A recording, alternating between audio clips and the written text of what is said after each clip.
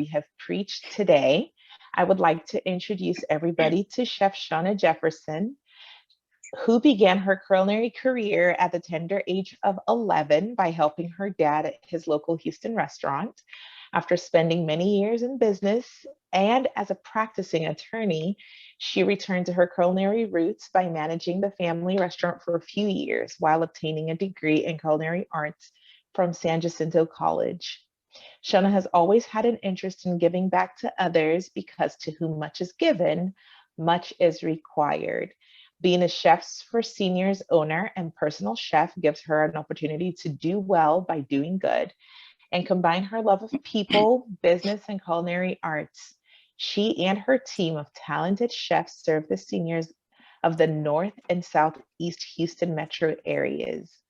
Shona attended the University of Texas at Austin, where she received her BBA in finance and a BA in Plan 2 Honors Liberal Arts. She also has a law degree from Georgia State University College of Law. Shona has been a Chefs for Seniors franchise owner since October of 2018. I am going to go ahead and turn it over to her. Thank you so much for being with us today, Chef. Thank you for having me. Can everyone hear me? Okay, great. All right, and now I can see me. Okay, so thank you so much to Dr. Morrow for that presentation. He shared so much helpful information, and I even learned a few pointers, and so that's always good whenever you can learn some new things. So today, what I have on our menu is, in honor of Heart Month, I chose a salmon loaf with a creamy cucumber sauce. So I thought this was an interesting way, or another way, to enjoy salmon for those of us who may get a little tired of just your traditional, taking a salmon fillet and maybe sauteing it or baking it. So today, what we're going to do is make salmon loaf, which is a take on meatloaf. So this is a way to actually get your omega-3s in by eating salmon, but eating it in a different way. And it's a great addition to your menus for if you do like a fish Friday, or if you're just trying to cut back on red meat. So what we're going to do is we're going to start with what I have done. The recipe calls for one 14-ounce can of boneless, skinless pink salmon.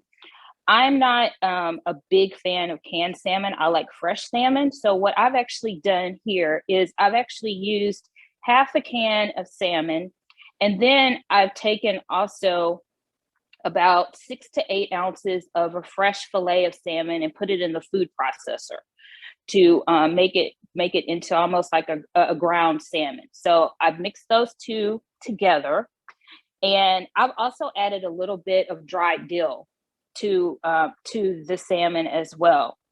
And then we're going to add some chopped celery, and I have a little bit of green bell pepper in here. Dr. Morrow talked about color. The great thing about this recipe, and for any loaf recipe, whether you're doing a turkey meatloaf or lean beef meatloaf, a way to add more vegetables to your diet is feel free to add vegetables to your meatloaf. So feel free to add some carrots and red bell peppers and green bell peppers. The more color, the better.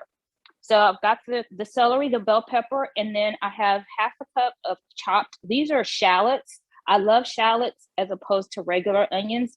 They have a more subtle flavor, and I just prefer them, but use any onion that you like. You can even use red onion to give it a burst of color. So we've got the onion, and then the recipe says either whole wheat breadcrumbs or oatmeal. So of course, listening to Dr. Morrow, the more fiber and whole grains we can get, the better. So this is actually a mixture of whole wheat breadcrumbs and oatmeal. So I'm adding those to the loaf. Then we've got half a cup of skim milk, 2 large eggs. So as you see, as I'm going through the recipe, this is just like a traditional meatloaf recipe, except made with salmon. And then some parsley, once again, more color. I did not add the jalapeno because I'm not a big fan of spice, but if you're a big fan of spice, feel free to add the jalapeno, but I am going to add some black pepper.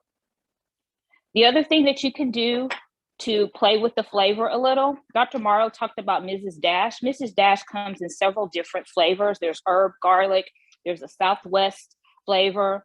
Even if you can find a low sodium or no sodium version of Old Bay seasoning, feel free to add that to the salmon meatloaf as well, in addition to adding dill or any other herbs and spices that you like. So now I'm just mixing this up. And as you can see, it even has the texture of a meatloaf. So I'm going to thoroughly mix this up.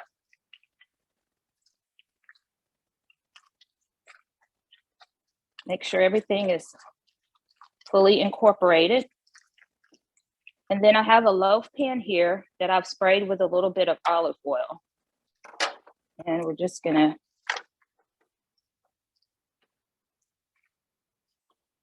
add this to the loaf pan.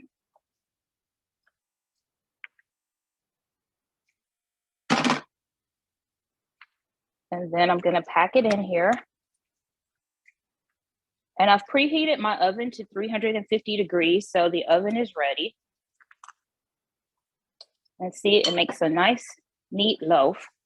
So I'm going to put this on a sheet pan and put it in the oven, and you're gonna bake it for about 30 to 40 minutes. So I'm gonna set my timer for 30 minutes and then I'll check it after 30 minutes. So the next piece is to make our creamy cucumber sauce. So what I have here is some non-fat plain yogurt, and I've also added to this a little bit of garlic powder because I like garlic. So I'm going to mix this up, and then we're going to add, I'm using dried dill, so this is 1.5 teaspoons of dried dill. This is about half of a medium cucumber, and I've actually peeled it and finely chopped it. So adding that, and then I have some more of my shallots. Feel free also to get creative with this. If you want a little bit of sour, you can feel free to add a little bit of lemon juice or even lime juice, depending on the flavor profile that you are looking for. Okay, so this makes a great cucumber dill sauce.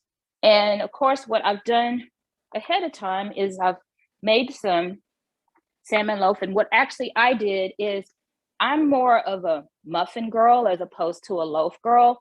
So whenever I make meatloaf, I actually make my meatloaf in a muffin tin. One of the things that helps do is, first, it cooks faster, it cooks more evenly, and second, it helps with portion control. So this actually made, I think, 9 of these. So this is one pan that I have. And I've chosen to pair it with some wonderful roasted broccoli. So as you can see here, I've got my roasted broccoli, and I've got one of my salmon loaf muffins, and then we'll add just a little bit of the cucumber dill sauce on the side. And there you have it, a very healthy meal. You've got lots of color on that plate. You've got your broccoli, your salmon muffin, and the creamy cucumber sauce.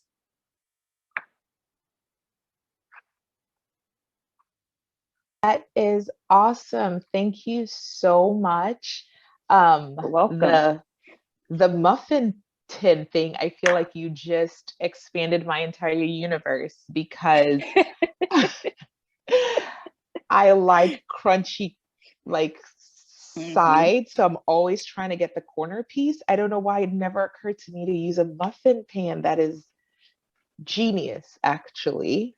And then we don't have to worry about how many everybody got, because if your family's anything like mine, some of my kids like to get more than others. So we can definitely work on portions with that. I really love it.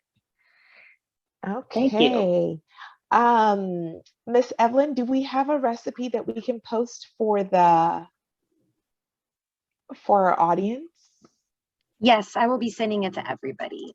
Okay. I'll add it on here, and then afterwards I will follow up and send it out to everybody as well. Thank you so much. That was super easy and very doable. And I'm definitely going to try that one probably this week. Oh, So awesome. yes, can I ask a question on the broccoli? Hmm. How did you roast it? You just kind of, I just added a little olive oil to it and a little pepper. And then you can, to boost the flavor, you can also add some garlic powder, some onion powder, any other seasonings or spices that you like. And then 400, preheat your oven to 400 degrees and put the broccoli on the sheet pan and roast it until it reaches your desired color. I like mine with a little bit of brown crispy bits on it. And yeah. just a hint about cooking broccoli. The worst way to cook broccoli is to boil it, because what you end up doing with broccoli in particular, all of the nutrients end up in the water. So it's best to actually steam your broccoli or to roast it. So I love roasted broccoli. Broccoli actually has kind of a natural sweetness to it that you don't notice until you roast it. So that's my go-to way to eat broccoli, and it's really quick because you just chop it up, add the oil, put it in the oven, and then for 15 minutes you can move on to something else. Thank you so much. Yes.